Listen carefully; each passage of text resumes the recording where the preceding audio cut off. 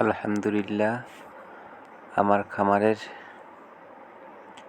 পরিষ্কার কাজ শেষ করলাম।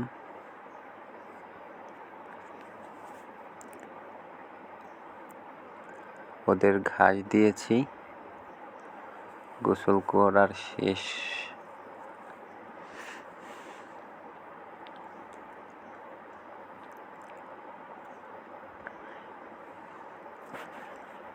গোসল করার পর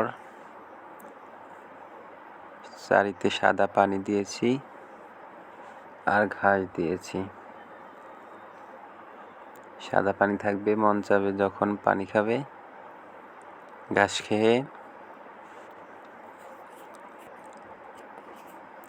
পরে দানাদার দিব।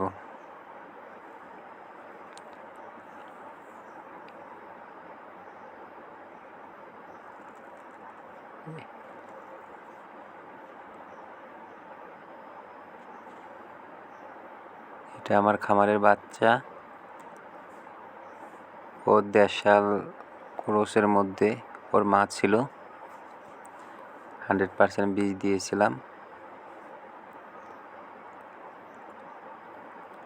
দেখা যাক কি হয়।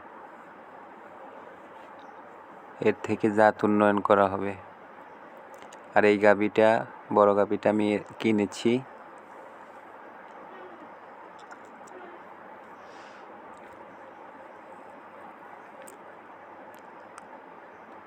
10-11 লিটার দুধ দিচ্ছে।